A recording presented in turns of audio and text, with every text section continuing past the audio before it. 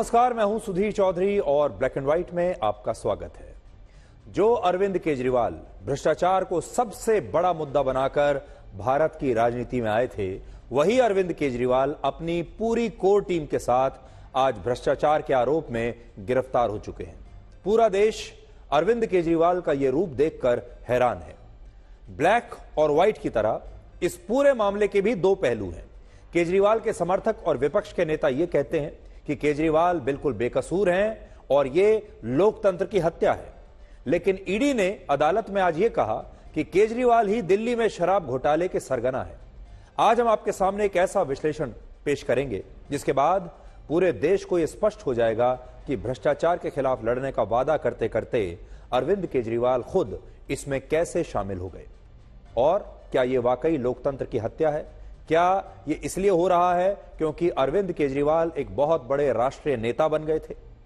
दूसरा सवाल यह है कि क्या केजरीवाल जेल में रहते हुए भी मुख्यमंत्री बने रहेंगे। वो देश के हमारे इतिहास के पहले ऐसे मुख्यमंत्री बन जाएंगे जो जेल में रहते हुए सरकार चलाएंगे, या फिर वो अपनी पत्नी सुनीता केजरीवाल को दिल्ली का नया मुख्यमंत्री नियुक्त करेंगे।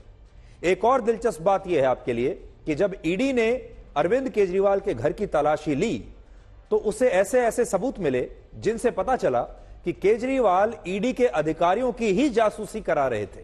तो यह भी एक बड़ी दिलचस्प बात है, यह भी आज हम आपको बताएंगे। लेकिन इस वक्त की बड़ी खबर यह है कि अदालत ने दिल्ली के मुख्यमंत्री अरविंद केजरीवाल को 6 दिन की रिमांड में भेज दिया है और अब केजरीवाल 28 मार्च तक ईडी की रिमांड में रहेंगे और इस बार उनकी होली ईडी की हिरासत में रहते हुए गुजरेगी। और यह आजाद भारत के इतिहास में पहली बार हुआ है जब मुख्यमंत्री के पद पर रहते हुए किसी नेता की इस तरह गिरफ्तारी हुई है और अदालत ने उसकी रिमांड को भी मंजूर कर दिया है। और अब अरविंद केजरीवाल 28 मार्च तक ईडी की रिमांड में रहेंगे और यह शायद भारत के इतिहास की सबसे बड़ी राजनीतिक होली रहने वाली है, जिसमें केजरीवाल इस होली पर ईडी की रिमांड में होंगे।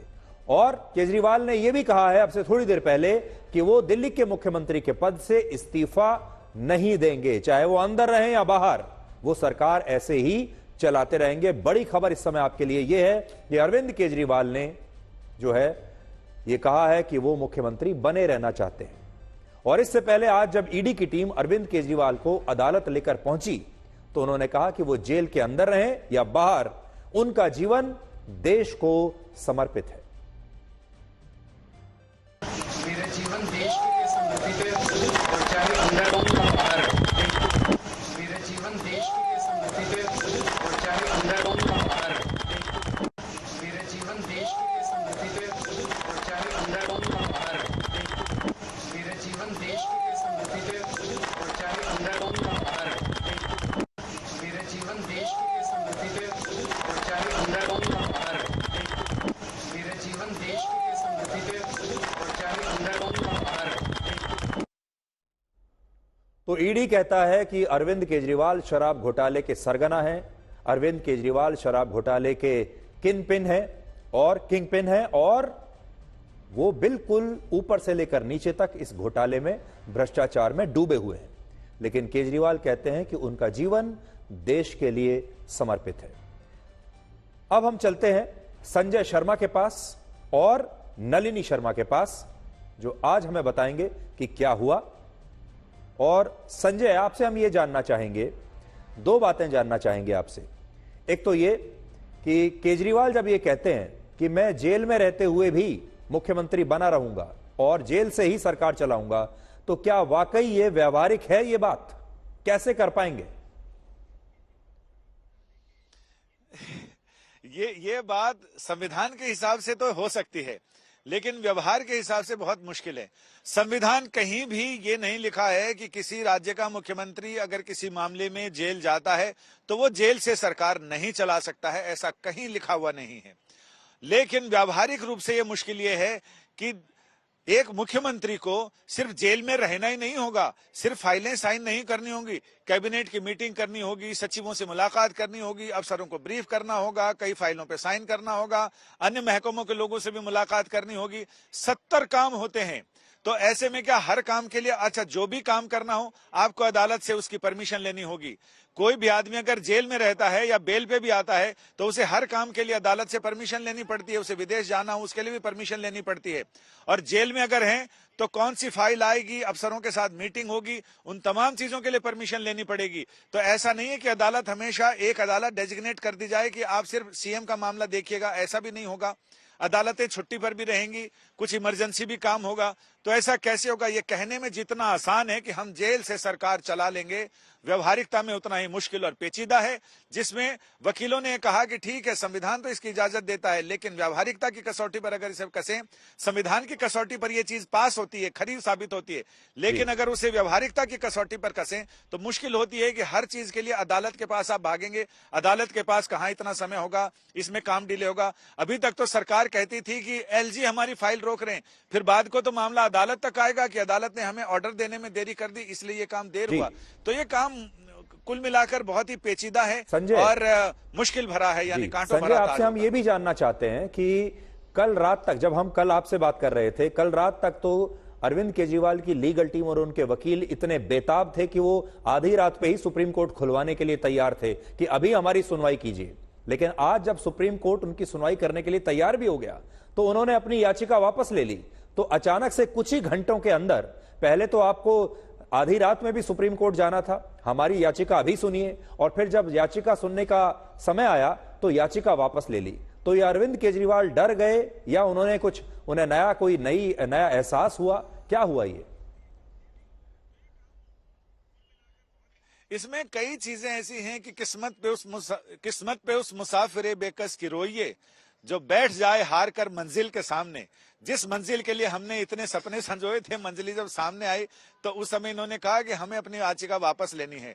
दबी जबान से यहाँ सुप्रीम कोर्ट के गलियारों में तो चर्चा यही थी कि पीठ में जो जजेस थे उन्हें देखकर शायद अरविंद केजरीवाल की लीगल टीम को यह समझ में आ गया कि यहां से राहत मिलना मुश्किल है, क्योंकि हाई कोर्ट ने जिस आधार पर उनको किसी भी तरह की राहत नहीं दी, उसे देखते हुए उन्हें लग गया कि एक बार अगर हमने ब्रह्मास्त्र का इस्तेमाल कर लिया और वो अगर नहीं काम आया तो फिर बाद को मुश्किल होगी।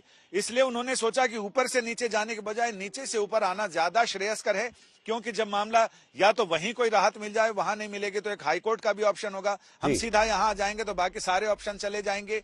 तो इसलिए वो सारी चीजें भी रही होंगी और दिन भर जितना दोपहर तक मामला सेट होना था वो उतना हाइप हुआ। तो उसमें यही कह सकते हैं जो गालिब ने शेर लिखा था, जिसमें उन्होंने कहा था कि थी खबर गर्म की गालिब के उड़ेंगे पर्चे, देखने हम भी गए थे पर तमाशा न हुआ। तो यहां तो तमाशा कुछ नहीं हुआ, क्योंकि यहां केजरीवाल पिटिशनर इन पर्सन थे, उन्हें अपनी पैरवी खुद करने आना था। तो उन्हें लगा कि एक अच्छा मौका होगा, यहां पर लोगों में एक अच्छा संदेश जाएगा और मैं यहां पर जो भी कहना, जैसे सदन में कुछ भी कहते हैं, अदालत में भी वो अपनी बातें कह सकेंगे खुलेआम खुलकर। लेकिन बाद को उन्हें लगा कि नहीं, ये मामला कहीं आत्मघाती साबित ना हो जाए, लिहाजा उनके लीगल सलाहकारों ने सलाह दी कि पहले नीचे से आना ही ठीक होगा। और उन्हें मालूम था कि यहाँ से उन्हें राहत मिलने वाली नहीं है, इसमें जजेस को देखकर। संजय, अभी हम मुनीश के पास चलते हैं। मुनीश पांडे ईडी के दफ्तर से हमारे साथ जुड़ गए हैं। तुम पा नहीं सकते जी मुनीश, अब बड़ी बात यह है कि इस बार की जो होली है, क्योंकि ईडी को रिमांड मिल गई है, इस बार की होली अरविंद केजरीवाल ईडी की हिरासत में बिताएंगे। और ईडी का ये जो दफ्तर है, ये नया दफ्तर है ईडी का। असल में अभी कुछ समय पहले ही ईडी ने इस नए दफ्तर में शिफ्ट किया है और ऐसा बताया जाता है कि इस दफ्तर के अंदर ही एक अलग सेल है, जहां पर लोगों को हिरासत में रखा जाता है। शायद उनके चौथे या पांचवें फ्लोर पर, ऐसा मुझे ठीक से याद नहीं है, लेकिन मुझे ऐसा याद है कि उन्होंने अपना एक अलग से एक जेल उसमें बनाई हुई है। तो बताइए कि अब इसके बाद क्या होगा?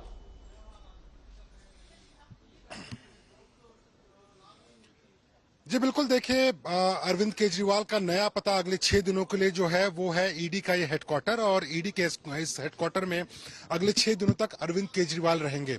इन 6 दिनों के अंदर उन्हें एक गहन पूछताछ का सामना करना पड़ेगा ईडी अधिकारियों के द्वारा, क्योंकि सुधीर देखिए, आज कोर्ट के सामने जो सबूत पेश किए गए उससे अरविंद केजरीवाल को जल्दी राहत मिलना दिखाई नहीं दे रहा है। 4 ऐसी बातें थी जो अरविंद केजरीवाल के खिलाफ में ईडी ने कोर्ट के सामने पेश किए और ईडी ने उन सबूतों को माना कि प्राइमा फेसाई ऐसा लग रहा है कि ये सबूत सही है और इसमें जांच जो करना जरूरी है ईडी के लिए, और इसी वजह से उनको 6 दिन की कस्टडी भेजी गई है। जबकि अरविंद केजरीवाल की तरफ से 3 बड़े वकीलों को उतारा गया था कि किसी भी तरीके से अरविंद केजरीवाल को राहत मिल जाए, लेकिन ऐसा होता नजर नहीं आया और 6 दिन की कस्टडी मिल गई। इन 6 दिनों के अंदर जो 4 मुख्य बातें हैं उस पर ईडी ध्यान देगी। सबसे पहला वो सबूत जो ईडी ने बयानों के जरिए इकट्ठा किया हुआ है, चाहे इस मामले के जो आरोपी हैं उनकी बात कर लीजिए, चाहे मगुंटा रेड्डी के बयान की बात कर लीजिए, क्योंकि मगुंटा रेड्डी ने अपने बयान में साफ तौर पे कहा हुआ है, जो कि एक आंध्र प्रदेश के सांसद भी हैं, उन्होंने कहा हुआ है कि उन्होंने अरविंद केजरीवाल से दिल्ली में नई शराब नीति के तहत व्यापार करने के लिए मुलाकात की थी, उनके दफ्तर में जाकर मीटिंग किया हुआ था। और इस मीटिंग में बात करते हुए अरविंद केजरीवाल ने कहा कि देखिए आपका दिल्ली में स्वागत है व्यापार करने के लिए, लेकिन आप एक बार जाके के कविता से मिल लीजिए, वो आपको इसके बारे में आगे की जानकारी देंगी।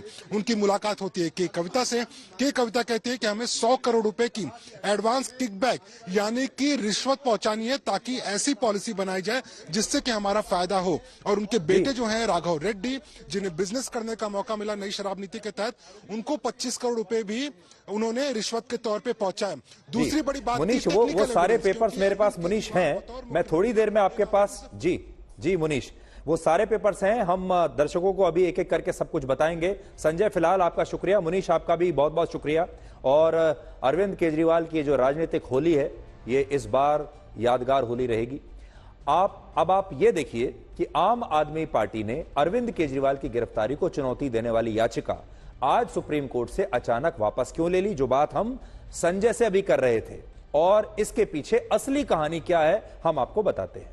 21 मार्च को जब ईडी ने अरविंद केजरीवाल को गिरफ्तार किया, उस समय उनकी पार्टी चाहती थी कि सुप्रीम कोर्ट देर रात ही इस मामले में दायर हुई याचिका पर सुनवाई करे, लेकिन आज जब सुप्रीम कोर्ट के 3 जजों की बेंच इस मामले को सुनने वाली थी, तब अचानक से केजरीवाल की तरफ से इस याचिका को वापस ले लिया गया।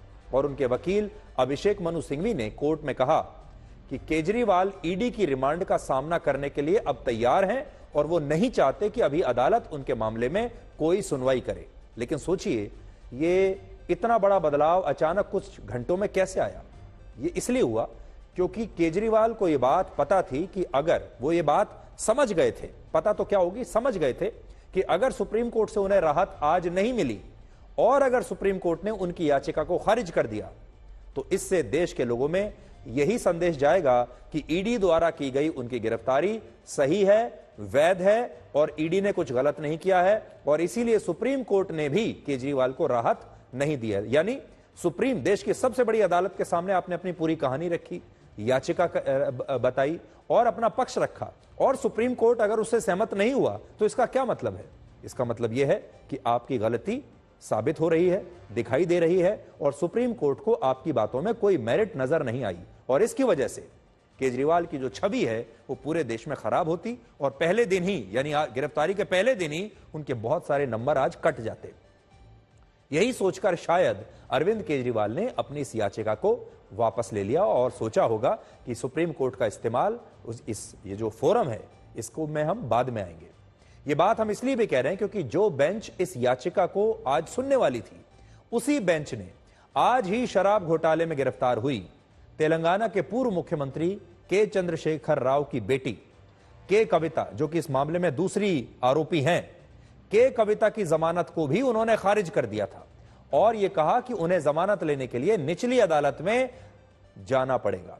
तो जब के कविता, जो इसी मामले में आरोपी हैं, अगर उन्हें सुप्रीम कोर्ट ने जमानत नहीं दी तो फिर केजरीवाल को भी जमानत मिलने के चांस बहुत कम थे, और के कविता की जमानत याचिका खारिज होने के बाद शायद केजरीवाल को यह डर रहा होगा कि उनके साथ भी ऐसा ही हो सकता है, और इसीलिए उन्होंने अपनी याचिका को खुद ही वापस ले लिया, इससे पहले कि वो रिजेक्ट हो जाए। आम आदमी पार्टी लगातार कह रही है कि दिल्ली में कोई शराब घोटाला नहीं हुआ और केजरीवाल को लोकसभा के चुनावों की वजह से गिरफ्तार किया गया है। वो तो ये भी कह रहे हैं कि यह लोकतंत्र की हत्या है और इतने बड़े विपक्षी नेता को जेल में डाल देने से प्रधानमंत्री मोदी को बड़ा फायदा होने वाला है। लेकिन आज सवाल यह है कि अगर दिल्ली का शराब घोटाला मनगढ़ंत है, झूठा है, तो फिर इसी मामले में मनीष सिसोदिया और संजय सिंह को आज तक अदालत से जमानत क्यों नहीं मिली? ये दोनों भी केजरीवाल के बहुत ही करीबी सहयोगी हैं। मनीष सिसोदिया 26 फरवरी 2023 को गिरफ्तार हुए थे, यानी 1 साल से भी ज्यादा हो चुका है, और आज उनकी गिरफ्तारी को 1 साल से ज्यादा का समय हो गया। इस 1 साल में उन्होंने कई जमानत की याचिकाएं लगाई और वो खारिज होती चली गई।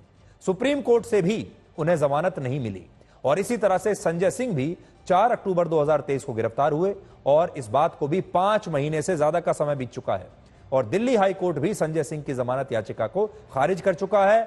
और सोचिए, अगर मनीष सिसोदिया और संजय सिंह को अदालतों से जमानत नहीं मिल रही तो क्या यह घोटाला मनगढ़ंत होगा, और क्या आम आदमी पार्टी ईडी की तरह हमारे देश की अदालतों पर भी सवाल अब उठाने लगेगी? क्योंकि देखिए, आम आदमी पार्टी का जो स्टैंड रहता है अदालतों को लेकर वो ये है कि जब चंडीगढ़ में मेयर के चुनाव के बारे में सुप्रीम कोर्ट ने इतना बढ़िया डिसीजन दिया था, जब उन चुनावों को उन्होंने रद्द कर दिया था, तब आम आदमी पार्टी बड़ी खुश हुई थी, सुप्रीम कोर्ट की जय जयकार की थी। लेकिन जब इसी सुप्रीम कोर्ट से उनके नेता की जमानत याचिका रद्द हो जाती है तो उन्हें परेशानी होने लगती है। आम आदमी पार्टी लगातार यह आरोप लगा रही है कि अरविंद केजरीवाल की गिरफ्तारी लोकसभा के चुनावों की वजह से हुई है, और लोकसभा का चुनाव में अब 1 महीने से भी कम का समय बचा है। लेकिन आज हम आपके सामने कुछ आंकड़े पेश करेंगे, और ये आंकड़े देखने के बाद आप खुद समझ जाएंगे कि इन आरोपों में कितना सच है। आप खुद ये समझ जाएंगे कि क्या केजरीवाल को अरेस्ट कराने के बाद बीजेपी को वाकई चुनाव में कोई फायदा होने वाला है या नहीं। आम आदमी पार्टी इस बार कांग्रेस के साथ गठबंधन में लोकसभा की 543 में से सिर्फ 22 सीटों पर चुनाव लड़ने वाली थी। इसलिए इसे याद रखिए, आम आदमी पार्टी सिर्फ 22 सीटों पर चुनाव लड़ रही है, जिनमें दिल्ली की 4, गुजरात की 2, पंजाब की 13, हरियाणा की 1 और असम की 2 सीटें हैं। पिछली बार आम आदमी पार्टी ने इन 22 सीटों में से 17 सीटों पर लोकसभा का चुनाव लड़ा था, और 17 में से उसे सिर्फ 1 सीट पर जीत मिली। बाकी की 16 सीटों में से 12 सीटों पर उसे 15% से भी कम वोट मिले, 9 सीटों पर 5% से भी कम, और इन सीटों पर पार्टी कहीं भी मुकाबले में थी ही नहीं। इसके अलावा इन 17 सीटों में से केवल 7 सीटें ऐसी थीं जहां बीजेपी के खिलाफ आम आदमी पार्टी ने अपने उम्मीदवार उतारे, सिर्फ 7 सीटों पर।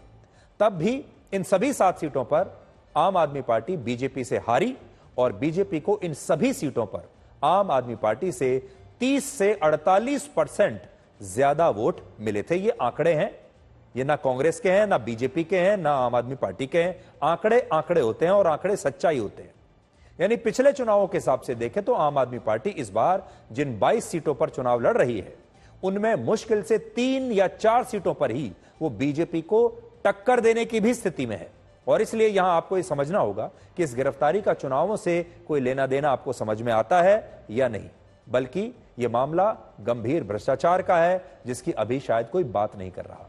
तो असल में शोर इतना हो रहा है लोकतंत्र को लेकर, चुनावों को लेकर और विपक्ष की आवाज को दबाने को लेकर, कि अब उस शोर में भ्रष्टाचार की आवाज कहीं दब गई है। और आप भी खुद महसूस कीजिए कि क्या आज इस देश में कोई भी व्यक्ति अरविंद केजरीवाल को लेकर भ्रष्टाचार का मुद्दा उठा रहा है? कोई भ्रष्टाचार की बात नहीं कर रहा। सब लोग लोकतंत्र की हत्या की बात कर रहे हैं, और मकसद भी यही है कि शोर इतना किया जाए लोकतंत्र की हत्या को लेकर कि सारे लोग उसी शोर में खो जाएं। असल में हमारे देश में भ्रष्टाचार के मामलों में जब भी कोई नेता पकड़ा जाता है या गिरफ्तार होता है, तो वो ऐसे मामलों को इतना बड़ा और राजनीतिक बना देते हैं कि लोग इन मामलों की मेरिट में, जिसे हम कहते हैं कानूनी मेरिट, लीगल मेरिट में जाते ही नहीं। और आज भी यही हो रहा है। कोई ये नहीं बता रहा कि केजरीवाल को ईडी ने गिरफ्तार क्यों किया है, वो कौन से सबूत हैं जो ईडी के पास हैं। और अब आप खुद सोचिए, कल दिल्ली हाईकोर्ट जब सुनवाई कर रहा था इस मामले की, तो दिल्ली हाईकोर्ट के जजों ने ईडी से कहा कि आपके पास क्या सबूत है अरविंद केजरीवाल के खिलाफ कि आप इतनी पूछताछ करना चाहते हैं। और उसके बाद उन्होंने अपने चेंबर में ईडी के अधिकारियों को बुलाया और कहा कि आप हमें अलग से फाइल दिखाइए और बताइए कि आपके पास क्या सबूत है। ईडी ने वो फाइल हाईकोर्ट के जजों को दिखाई, जजों ने देख लिया, ईडी ने सबूत भी दिखा दिए कि ये हमारे पास सबूत हैं, इसलिए इन सबूतों के आधार पर पूछताछ करना चाहते हैं। और वो सबूत देखने के बाद हाईकोर्ट के जजों ने तुरंत ये फैसला ले लिया कि हम केजरीवाल को कोई राहत नहीं दे सकते, हम केजरीवाल की गिरफ्तारी पर स्टे नहीं लगा सकते। और उन्होंने ईडी को कहा कि भाई आप पूछताछ कर लीजिए, जो आपको करना है कीजिए। पर सोचिए, अगर हाई कोर्ट के जजों ने यह फाइल देख ली थी और अगर उसमें कोई सबूत नहीं था तो क्या वो अरविंद केजरीवाल को राहत नहीं देते, तुरंत दे देते। आज हम आपको विस्तार से बताएंगे कि केजरीवाल पर आरोप क्या है और अरविंद केजरीवाल ने दिल्ली में यह शराब घोटाला कैसे किया। तो आज ईडी ने अदालत में 32 पन्नों की एक रिमांड एप्लीकेशन दायर की जिसमें केजरीवाल को लेकर 5 बड़े खुलासे उन्होंने किए हैं और वो जो खुलासे हैं वो मैं अपने साथ लेकर आया हूं, वो फाइल भी अपने साथ मैं लेकर आया हूं, पढ़ूंगा आपके सामने। पहला खुलासा ईडी ने यह किया कि केजरीवाल शराब घोटाले के मुख्य साजिशकर्ता यानी किंग पिन है, वही इस घोटाले के सरगना है। दूसरा, ईडी ने कहा जिस शराब नीति से लिकर कंपनियों, शराब बनाने वाली कंपनियों और होलसेलर्स को फायदा पहुंचाकर यह घोटाला किया गया, उस शराब नीति को बनाने में अरविंद केजरीवाल प्रत्यक्ष रूप से शामिल थे।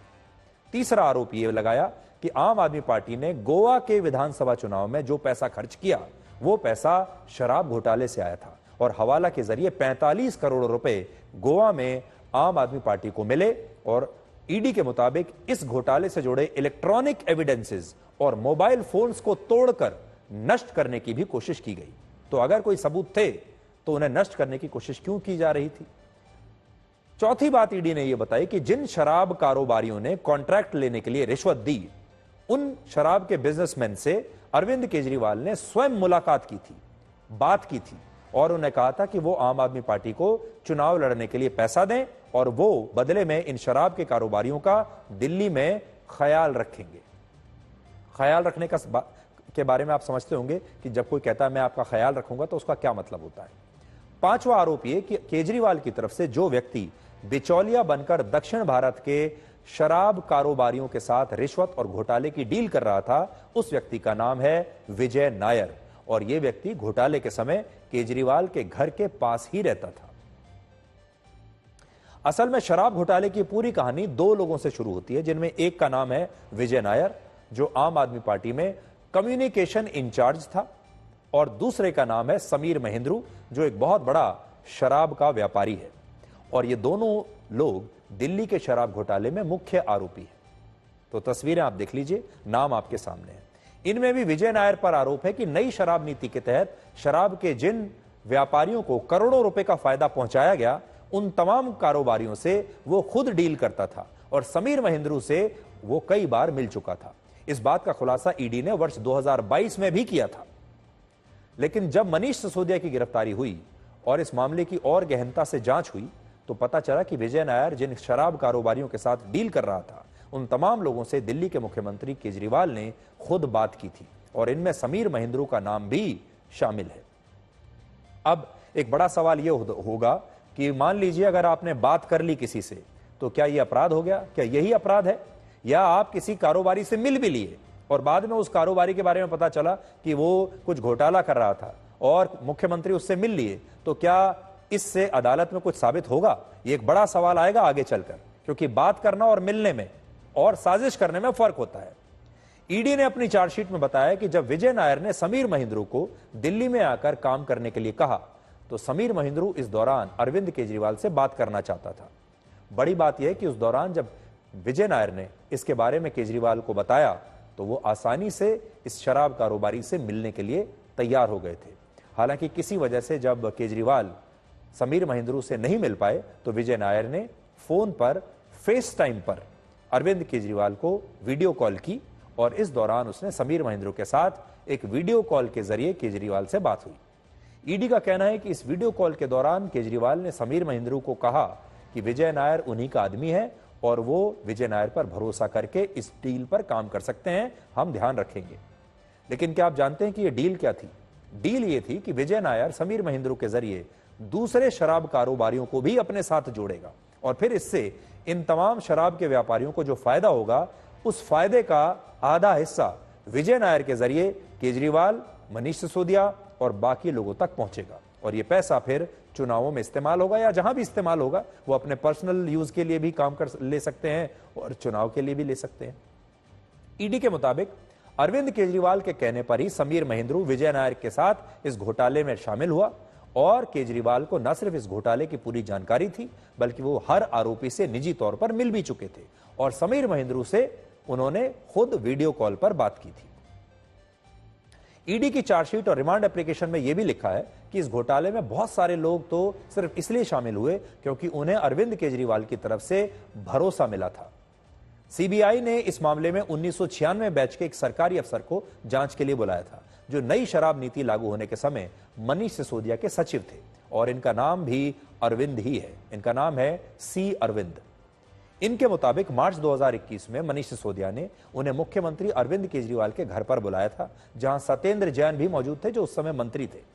इसी बैठक में इस अफसर को एक रिपोर्ट दी गई जिसमें शराब के होलसेलर्स का प्रॉफिट मार्जिन 5% से बढ़ाकर 12% कर दिया गया, और यह सब कुछ दक्षिण भारत के कुछ नेता और शराब के व्यापारियों को फायदा पहुंचाने के लिए किया गया, जिनमें तेलंगाना के पूर्व मुख्यमंत्री के चंद्रशेखर राव की बेटी के कविता का भी नाम है, और उन्हें 15 मार्च को ही ईडी ने गिरफ्तार किया है। और आज सुप्रीम कोर्ट ने के कविता की जमानत की याचिका को भी खारिज कर दिया है।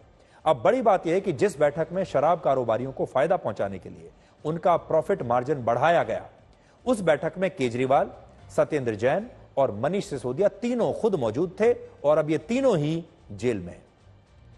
मशहूर कवि और लेखक हरिवंश राय बच्चन की एक बड़ी लोकप्रिय कविता है जिसका नाम है मधुशाला, और इसमें वो एक जगह लिखते हैं, मेल कराती मधुशाला। लेकिन ये पंक्ति अगर आज के घटनाक्रम के हिसाब से लिखी जाए तो ये लाइन होगी, जेल कराती मधुशाला। तो बच्चन साहब के जमाने में तो मधुशाला मेल कराती थी, लेकिन अब मधुशाला जेल कराती है, क्योंकि यह मधुशाला अब तक अरविंद केजरीवाल, मनीष सिसोदिया और संजय सिंह को जेल करा चुकी है। अब आपको बताते हैं कि क्या भ्रष्टाचार के खिलाफ बनी आम आदमी पार्टी भ्रष्टाचार के पैसों से ही राष्ट्रीय पार्टी बनी। ईडी की चार्जशीट में यह लिखा है कि शराब घोटाले से जो पैसा आम आदमी पार्टी को मिला, वो पैसा वर्ष 2022 में गोवा में हुए चुनावों पर खर्च हुआ था, और ईडी ने इस मामले में 100 करोड़ रुपए की मनी ट्रेल का पता लगा लिया है। ईडी के मुताबिक गोवा के विधानसभा चुनाव में हवाला के जरिए 45 करोड़ रुपए आम आदमी पार्टी को मिले थे। ये फिगर आप याद रखते जाइएगा, 45 करोड़ रुपए आम आदमी पार्टी को गोवा में मिले।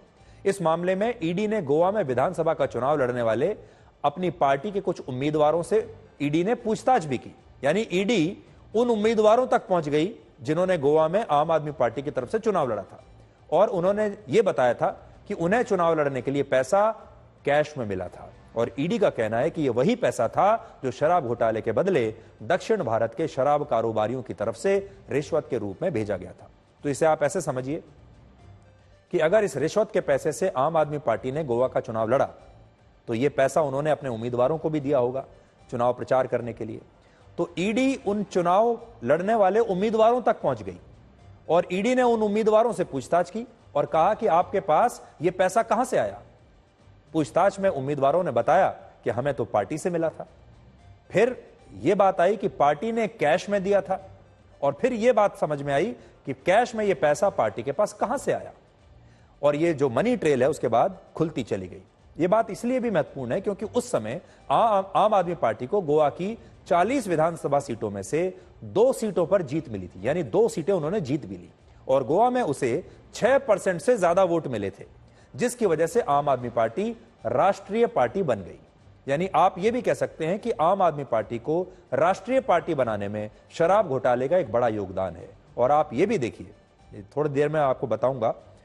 अब बड़ी बात जो है, यह बात हमने पहले भी एक दिन कही थी कि अगर कोई पार्टी रिश्वत के पैसे से, भ्रष्टाचार के पैसे से किसी राज्य में चुनाव लड़ती है, उसके बाद उस राज्य में वो पार्टी कुछ सीटें जीत जाती है, और उसे जैसे गोवा में 6% वोट भी मिल जाता है, तो क्या अब इस चुनाव को अवैध नहीं डिक्लेयर कर देना चाहिए? क्या उन 2 सीटों पर जो उम्मीदवार जीते थे आम आदमी पार्टी के, क्या उन्हें अब अवैध नहीं घोषित किया जाना चाहिए? और इलेक्शन कमीशन को यह भी देखना चाहिए कि भ्रष्टाचार के पैसे की वजह से अगर आम आदमी पार्टी राष्ट्रीय पार्टी बनी है, तो उसका यह जो स्टेटस है राष्ट्रीय पार्टी का, यह भी कैंसिल होना चाहिए। अब यह देखिए कि केजरीवाल ने भ्रष्टाचार से लड़ने के लिए ही यह आम आदमी पार्टी बनाई थी, और उसी भ्रष्टाचार ने आम आदमी पार्टी को एक राष्ट्रीय पार्टी बना दिया। केजरीवाल पर यह भी आरोप है कि उन्होंने आंध्र प्रदेश के एक पूर्व सांसद MS रेड्डी से भी मुलाकात की और उन्हें दिल्ली में शराब के बिजनेस के लिए दिल्ली आने के लिए आमंत्रित किया और कहा कि आप यहां आकर शराब का बिजनेस कीजिए। रेड्डी साहब पहले आंध्र प्रदेश की वाईएसआर कांग्रेस पार्टी के सांसद थे, जो इसी महीने टीडीपी में शामिल हुए हैं और उन्होंने अपनी लोकसभा की सदस्यता से इस्तीफा दे दिया है। और ईडी ने 16 जुलाई 2023 को इस मामले में उनका भी एक बयान दर्ज किया था, जिसकी एक कॉपी आज मैं अपने साथ भी लेकर आया हूं। इसमें एमएस रेड्डी ने बताया है कि 16 मार्च 2021 को दिल्ली सचिवालय में उनकी और अरविंद केजरीवाल की मुलाकात हुई और केजरीवाल ने उनसे कहा कि अगर वो दिल्ली में शराब का कारोबार करना चाहते हैं तो उनका स्वागत है।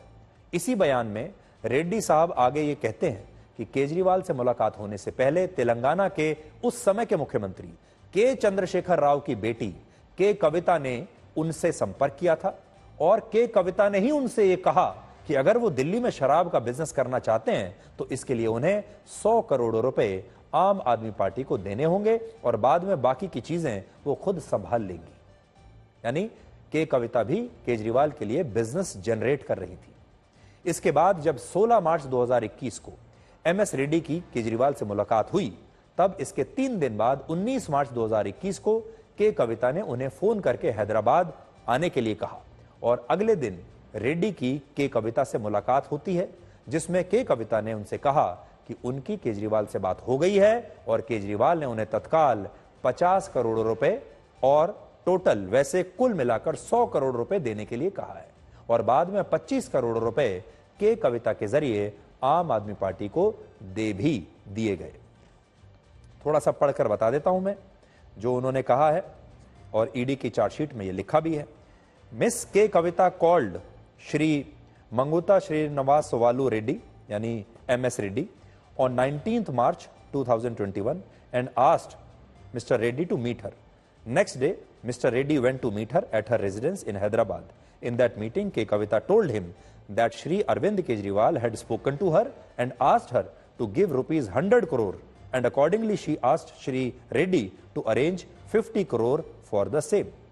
साफ साफ इसके अंदर लिखा हुआ है कि के कविता और अरविंद केजरीवाल दोनों मिले हुए हैं और के कविता अरविंद केजरीवाल के लिए दक्षिण भारत के शराब के व्यापारियों से पैसा इकट्ठा कर रही थी और उनसे ये कहती थी कि आप दिल्ली में जाकर शराब का व्यापार कीजिए, उसमें जो आपको प्रॉफिट मिलेगा उसमें से हम आधा आधा पैसा बांट लेंगे। और इसमें साफ लिखा है कि के कविता ने इन सांसद महोदय को यह बताया कि केजरीवाल साहब ने कहा है कि 100 करोड़ रुपए दे दें, जिसमें से 50 करोड़ रुपए के कविता ने उन्हें तुरंत अरेंज करने के लिए कहा। हालांकि ईडी के इन आरोपों पर केजरीवाल के वकील अभिषेक मनु सिंघवी ने अदालत में ही यह कहा कि 80% गवाहों ने अपने बयान में केजरीवाल का नाम ही नहीं लिया है और अदालत को यह बात भी सोचनी होगी कि लोकसभा चुनाव से पहले ईडी ने आम आदमी पार्टी के सभी बड़े नेताओं को गिरफ्तार करके जेल में डाल दिया है। Sir, ED has called him the kingpin of this scam. How do you respond? What I have to say, I've said in court. I don't want to engage on cameras. Sir, ED has called him the kingpin of this scam. How do you respond? What I have to say, I've said in court. I don't want to engage on cameras. अब आप ये देखिए कि जिस आम आदमी party का गठन भ्रष्टाचार को जड़ से खत्म करने के लिए हुआ था, उन्होंने तो नाम भी अपनी पार्टी का आम आदमी पार्टी ही रखा था और तब केजरीवाल कहा करते थे कि सब मिले हुए हैं जी और हम भ्रष्टाचार को समाप्त कर देंगे। आज उसी आम आदमी पार्टी के नेताओं और कार्यकर्ताओं ने भ्रष्टाचार के आरोप में गिरफ्तार हुए अरविंद केजरीवाल के लिए देश के अलग अलग राज्यों में विरोध प्रदर्शन किया है और यह बात इसलिए महत्वपूर्ण है क्योंकि हमारे देश में अब ये एक टेम्पलेट बन गया है जिसमें भ्रष्टाचार और घोटाले के आरोपों में गिरफ्तार होने वाले नेता अपनी पार्टी के कार्यकर्ताओं के जरिए पहले सड़कों पर शक्ति प्रदर्शन करते हैं और यह दिखाने की कोशिश करते हैं कि पूरा देश उनके साथ है, जनता उनके साथ है। आज आम आदमी पार्टी के कार्यकर्ताओं ने देखिए कहां कहां प्रदर्शन किया है। दिल्ली में, मोहाली में, कुरुक्षेत्र, गोवा, अहमदाबाद, बेंगलुरु, कोलकाता, राजकोट, नागपुर और भुवनेश्वर। ये तस्वीरें देखने के बाद आपको ऐसा लगेगा जैसे पूरे भारत के लोग शायद केजरीवाल के समर्थन में खड़े होकर सड़कों पर आ गए हैं, लेकिन ये सभी आम आदमी पार्टी के कार्यकर्ता हैं। हकीकत यह है कि यह विरोध प्रदर्शन आम आदमी नहीं कर रहा, आम जनता नहीं कर रही, बल्कि पार्टी के कार्यकर्ता कर रहे हैं। और पिछले महीने आम आदमी पार्टी के राज्यसभा सांसद संदीप पाठक ने यह कहा था कि जिस दिन अरविंद केजरीवाल की गिरफ्तारी होगी उस दिन देश की सड़कों पर सुनामी आ जाएगी और देश के करोड़ों लोग सड़कों पर आ जाएंगे। लेकिन आज ऐसा कुछ नहीं हुआ और इससे आप समझ सकते हैं कि देश के लोग भ्रष्टाचार के इस मामले में अरविंद केजरीवाल के समर्थन में सड़कों पर नहीं उतरे। यहां तक कि दिल्ली में जहां वो मुख्यमंत्री हैं, दिल्ली के वो लोग जिनके लिए अरविंद केजरीवाल ने मुफ्त बिजली दी, मुफ्त पानी दिया, उनके बिल माफ किए और उनके लिए बहुत सारी वेलफेयर की स्कीम्स लागू की, आज दिल्ली के वो लोग भी अरविंद केजरीवाल के लिए सड़कों पर नहीं उतरे।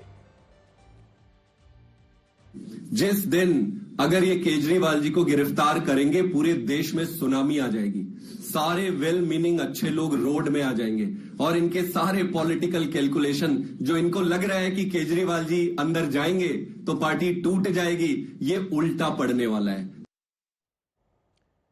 ये नेताओं की बड़ी पुरानी आदत होती है, बड़े बड़े बोल बोलना और लोगों को अपने ऐसे बड़े बड़े बोल बोलकर डराते रहना। आपको याद होगा जब राम मंदिर का फैसला आने वाला था या जब राम मंदिर की बात होती थी तो उस समय भी बहुत सारे नेता ऐसे होते थे जो कहते थे कि अगर राम मंदिर बन गया तो इस देश में आग लग जाएगी। लेकिन जिस दिन राम मंदिर बना उस दिन कुछ नहीं हुआ। जिस दिन सुप्रीम कोर्ट ने राम मंदिर के पक्ष में फैसला दिया कुछ नहीं हुआ, पूरा देश बिल्कुल शांत था, जैसा रोज होता है वैसे ही। राम मंदिर का जिस दिन उद्घाटन हुआ उस दिन भी सब कुछ ऐसा ही था।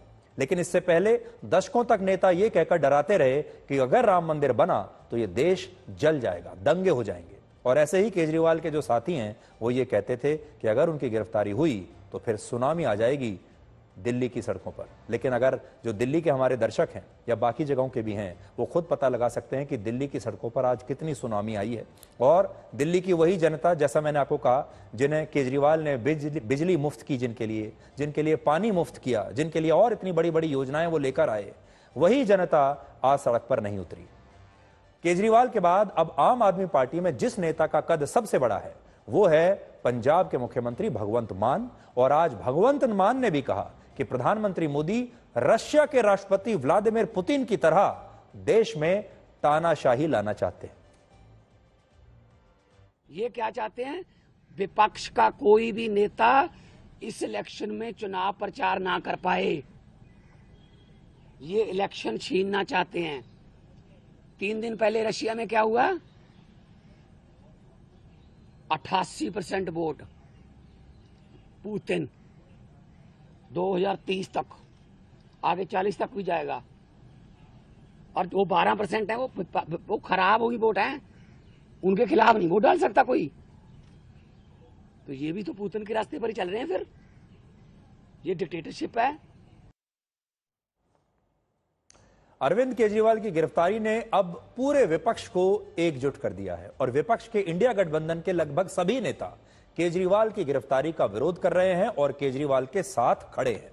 और इन नेताओं में कौन कौन है देखिए, इनमें राहुल गांधी हैं, शरद पवार हैं, कमलनाथ हैं, कपिल सिब्बल हैं, फारूक अब्दुल्ला हैं, उमर अब्दुल्ला हैं, पवन बंसल हैं, गौरव गोगोई और अखिलेश यादव जैसे कई बड़े नेताओं ने सोशल मीडिया पर खुलकर समर्थन किया है अरविंद केजरीवाल का। और आप अभी अपनी स्क्रीन पर देख सकते हैं इन सभी नेताओं ने शराब घोटाले में केजरीवाल की गिरफ्तारी का विरोध किया है और इसे लोकतंत्र की हत्या बताया है।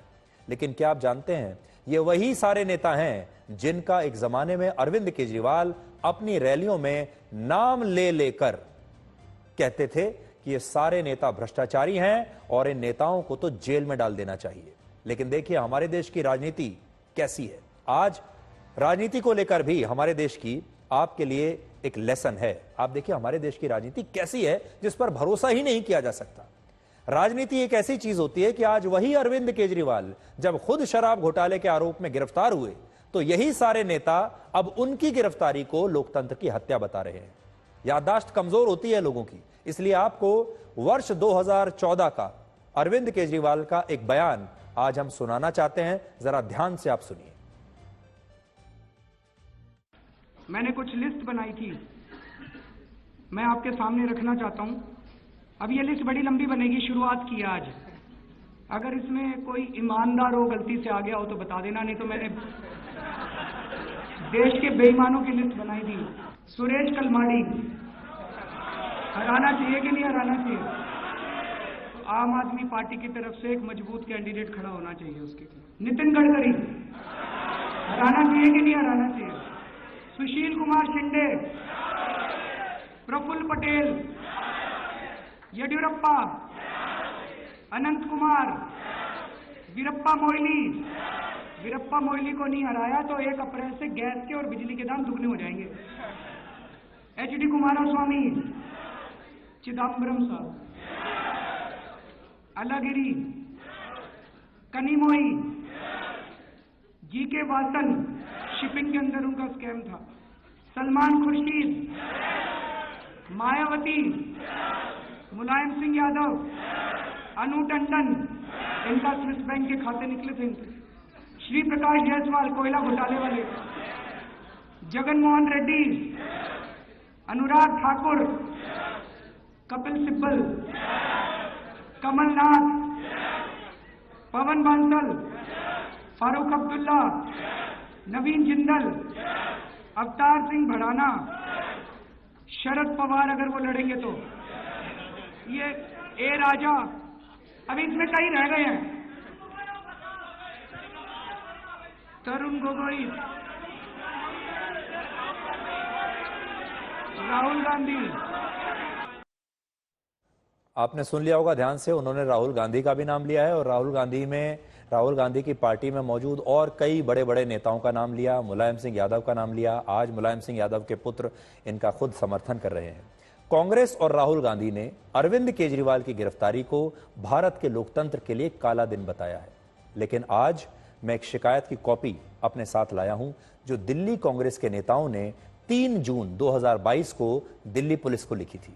इस शिकायत में कांग्रेस के ही नेताओं ने यह लिखा कि दिल्ली में बहुत बड़ा शराब घोटाला हुआ है और इस घोटाले में मुख्यमंत्री अरविंद केजरीवाल की भूमिका की दिल्ली पुलिस को जांच करनी चाहिए।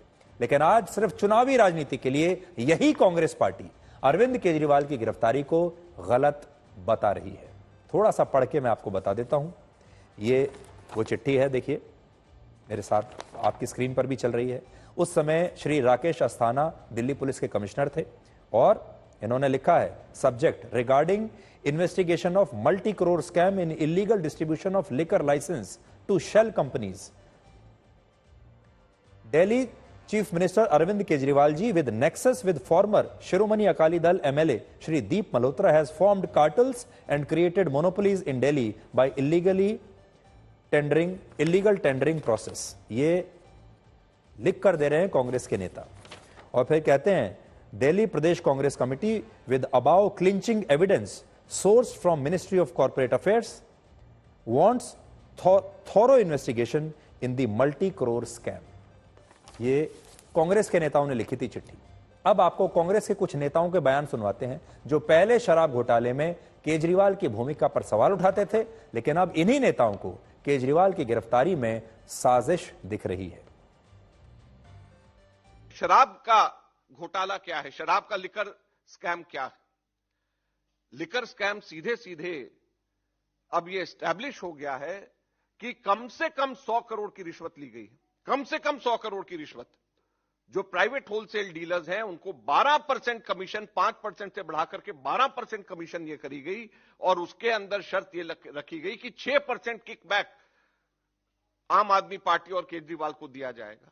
केजरीवाल ने 100 करोड़ का स्कैम किया है और इनको कोई नैतिक अधिकार, केजरीवाल और इनके मंत्रियों को जो जिनका नाम इसमें है, चाहे वो मनीष सिसोदिया चाहे सत्येंद्र जैन को, इनको कोई नैतिक अधिकार नहीं है कि अपनी कुर्सी पे एक सेकंड भी और रह जाएं। मनीष सिसोदिया जी अरविंद केजरीवाल जी के राजदार हैं।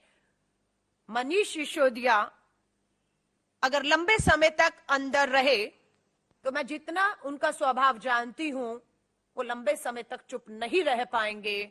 उनकी चुप्पी टूटेगी और उनकी चुप्पी अरविंद केजरीवाल की कुर्सी तक पहुंचेगी। क्यों? क्योंकि आपका नीति, शराब नीति को लेकर जो भी फैसले हो रहे थे वो दिल्ली के मुख्यमंत्री की जानकारी में हो रहे थे। कि ये वही केजरीवाल है जिसने 2012-13 में जब अन्ना आंदोलन में लोकपाल की बात की थी तो कहा था कि एक आदमी, कोई भी आदमी अगर केवल संदेह मात्र किसी मंत्री पर कर दे तो उस पर पूरी इंक्वायरी होनी चाहिए। तो जिस तरह ये भाग रहा है उससे तो स्पष्ट दिख रहा है कि डर गया है, डरपोक आदमी है, कायर है। अब बताइए, 2023 में कांग्रेस के नेता ये भाषा बोल रहे थे और आज 2024 में इनकी भाषा पूरी तरीके से बदल गई। इन नेताओं पर कभी आपको कोई विश्वास होगा? हमारे देश में आजादी से लेकर अब तक हर पार्टी दो ही मुद्दों पर बनी है और ये दो मुद्दे हैं भ्रष्टाचार और गरीबी, या गरीबी के साथ आप जाति को भी जोड़ सकते हैं। लेकिन इसके बावजूद हमारे देश में ना तो भ्रष्टाचार समाप्त हुआ, ना गरीबी समाप्त हुई और ना ही जातियों को कभी किसी पार्टी का कोई फायदा मिला। और आज हम आपको केजरीवाल का 12 वर्ष पुराना एक बयान सुनाते हैं, जब उन्होंने अन्ना आंदोलन में यह कहा था कि इस कुर्सी में ही कोई गड़बड़ है और जो भी इस कुर्सी पर बैठता है वो भ्रष्टाचार करने लगता है। और आज वो बात खुद केजरीवाल पर ही लागू हो रही है। देखिए पुराना उनका एक बयान। इस कुर्सी के अंदर कुछ ना कुछ समस्या है। जो इस कुर्सी के ऊपर बैठता है वही गड़बड़ हो जाता है। तो कहीं ऐसा तो नहीं कि इस आंदोलन से जब विकल्प निकलेगा और वो लोग जब कुर्सी पे जाके बैठेंगे, कहीं वो ना भ्रष्ट हो जाएं, कहीं वो ना गड़बड़ करने लगे। ये एक भारी चिंता है हम लोगों के मन में। तो 2012 में जो अरविंद केजरीवाल अभी कह रहे थे, ऐसा लगता है वो उस समय अपनी ही बात कर रहे थे। केजरीवाल के गुरु हुआ करते थे उस जमाने में, जिन्हें वो बाद में भूल गए। उनका नाम है अन्ना हजारे। अन्ना हजारे ने कहा है कि उन्होंने केजरीवाल को समझाने की बड़ी कोशिश की थी, लेकिन उन्होंने उनकी बात नहीं मानी और इसलिए आज उन्हें केजरीवाल की गिरफ्तारी पर कोई दुख नहीं है। मैंने उसके बारे में 2 बार लेटर लिखा, मुझे बहुत दुख हुआ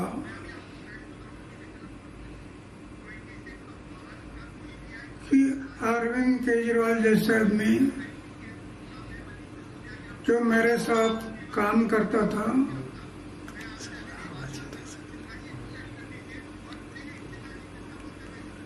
और शराब के बारे में हम लोग आवाज उठाया था, आज वो शराब नीति बना रहा है, जिससे मुझे दुख हुआ। अब एक और बड़ी बात, हमें सूत्रों से यह पता चला है कि केजरीवाल ने ईडी के अधिकारियों की भी जासूसी करवाई थी और इससे संबंधित कुछ दस्तावेज ईडी को अरविंद केजरीवाल के घर से बरामद हुए हैं, जिनसे यह पता चलता है कि केजरीवाल ईडी के अधिकारियों की जासूसी करवा रहे थे और यह जानना चाहते थे कि ईडी उनके खिलाफ क्या कार्रवाई करने वाली है और ईडी की केजरीवाल को लेकर आगे की योजना क्या है। केजरीवाल ने कहा है कि वो मुख्यमंत्री के पद से इस्तीफा बिल्कुल नहीं देंगे और जेल से ही दिल्ली की सरकार चलाएंगे और हमारे देश का संविधान और कानून उन्हें ऐसा करने की पूरी इजाजत देते भी है।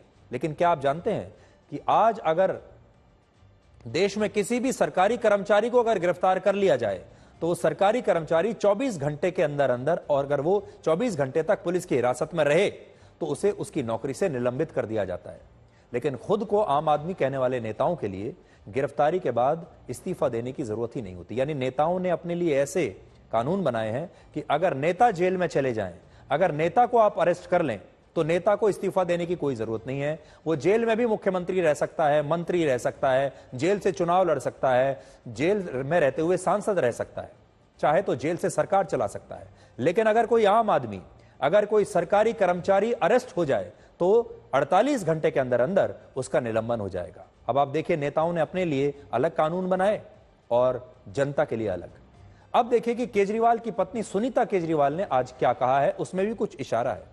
उन्होंने सोशल मीडिया पर लिखा है कि आपके 3 बार चुने हुए मुख्यमंत्री को मोदी जी ने सत्ता के अहंकार में गिरफ्तार करवाया, सबको क्रश करने में लगे हैं। यह दिल्ली के लोगों के साथ धोखा है। आपके मुख्यमंत्री हमेशा आपके साथ खड़े रहेंगे, खड़े हैं और खड़े रहे हैं। अंदर रहें या बाहर, उनका जीवन देश को समर्पित है। जनता जनार्दन है, सब जानती है। जय हिंद।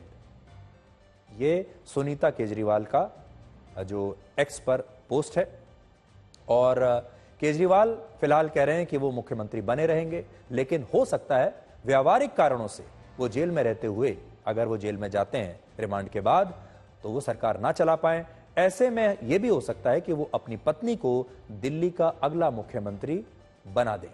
तो आने वाले जो दिन हैं वो बड़े दिलचस्प रहने वाले हैं। देश की राजनीति एक नई करवट ले रही है और सबसे बड़ी बात यह है कि ये जो होली है ये अरविंद केजरीवाल की ईडी की कस्टडी में, ईडी के रिमांड में बीतने वाली है। तो आज के लिए ब्लैक एंड व्हाइट में इतना ही। अब आपसे हमारी अगली मुलाकात होगी कल रात 9 बजे। तब तक आप खुश रहिए, सुरक्षित रहिए, स्वस्थ रहिए। और गलती पीठ की तरह होती है, औरों की तो दिखती है पर अपनी नहीं। नमस्कार।